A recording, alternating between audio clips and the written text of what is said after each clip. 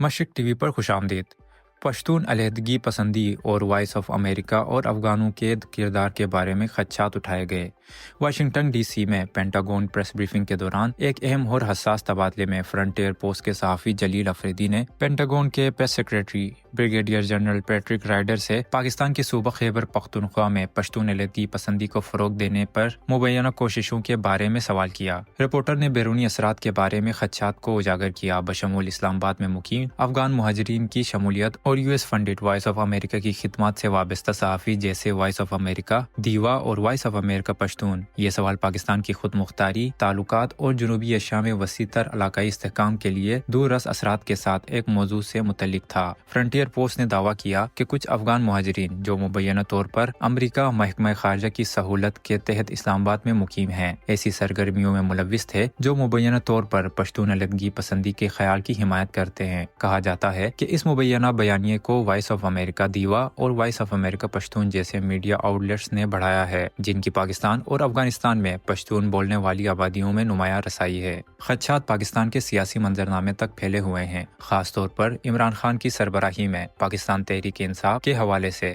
Reporter نے خبردار کیا کہ اگر PTI یا اس کی قیادت ایسے علیحدگی پسند جذبات سے ہم آہنگ ہوئی ہے تو اس کے پاکستان کے اتحاد اور استحکام کے لیے خطرناک نتائج ہو سکتے ہیں۔ جواب میں جنرل رائڈر نے پاکستان کے ساتھ مضبوط دو طرفہ تعلقات کو برقرار رکھنے اور اس کی خود مختاری کا احترام کرنے کے امریکہ کے عزم کا اعادہ کیا۔ تاہم انہوں نے افغان مہاجرین یا وائس آف امریکہ کے صحافیوں کی مبینہ سرگرمیوں کے بارے میں تفصیلات نہیں بتائی۔ رائڈر نے کہا کہ امریکہ انسداد دہشت گردی اور علاقائی استحکام سمیت مشترکہ چیلنجوں سے نمٹنے میں پاکستان کے ساتھ اپنی شراکت داری کو اہمیت دیتا ہے۔ انہوں نے اس بات پر زور دیا کہ امریکہ کسی بھی ایسی اقدام کی حمایت نہیں کرتا جو پاکستان کی علاقائی سالمیت کو نقصان پہنچائے۔ جب خطے میں US فنڈڈ میڈیا کے کردار کے بارے میں مزید دباؤ ڈالا گیا تو رائڈر نے محکمہ خارجہ کو مؤخر کر دیا، جو وائس آف امریکہ اور اس کی ادارتی پالیسیوں کی نگرانی کرتا ہے۔ انہوں نے اس بات پر زور دیا کہ وائس آف امریکہ آزادانہ طور پر کام کرتا ہے اور اس پر براہ راست پینٹاگون کا کنٹرول نہیں ہے۔ KP اور ملحقہ علاقوں میں پشتون پٹی تاریخی طور پر پاکستان اور اس کے پڑوسیوں دونوں کے لیے سیاسی طور پر حساس علاقہ رہی ہے۔ حالیہ برسوں میں پشتون کے حقوق کی وکالت کرنے والے شہری حقوق کے ایک گروپ پشتون تحفظ موومنٹ نے جبری گمشدگیوں، فوجی کارروائیوں اور ترقی میں کمی جیسے شکایات کی طرف توجہ مبذول کرائی ہے، جبکہ PTM کسی بھی علیحدگی پسند ایجنڈے کی تردید کرتی ہے۔ نقادین اس پر بیرونی اداروں سے متاثر ہونے کا الزام لگاتے ہیں۔ امریکی حکومت کی مالی اعانت سے چلنے والے براڈ کاسٹر کی حیثیت سے وائس آف امریکہ کو اکثر ایسی ممالک میں جانچ پڑتال کا سامنا کرنا پڑتا ہے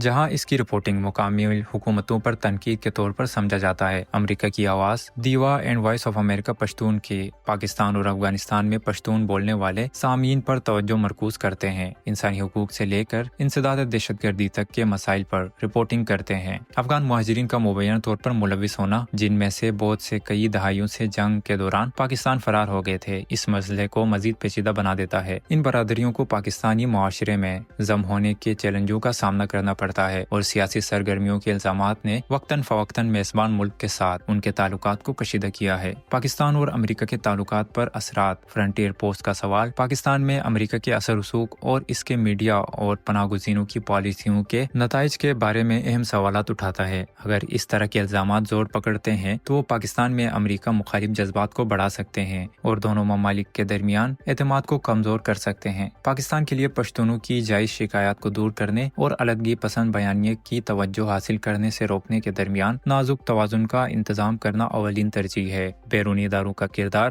حقیقی یا سمجھا ہوا اس چیلنج کو فوری طور پر اضافہ کرتا ہے۔ دی فرنٹیئر پوسٹ اور جنرل رائڈر کے درمیان تبادلہ جنوبی ایشیا میں میڈیا ہجرت اور جغرافیائی سیاست کے پیچیدہ تعامل کو اجاگر کرتا ہے۔ اگرچہ پینٹاگون کے اس رد عمل کو نہ پایا گیا، لیکن اس کے خدشات نے غلط فہمیوں کو بڑے بحرانوں میں بڑھنے سے روکنے کے لیے باریک سفارتکاری اور باہمی افہام و تفہیم کی ضرورت کی نشاندہی کی۔ پاکستان اور امریکہ ان چیلنجوں سے کیسے نمٹتے ہیں، یہ ان کی شراکت داری اور علاقائی استحکام کے مستقبل کی تشکیل کرے گا۔ مشرق ٹی وی دیکھنے کا شکریہ۔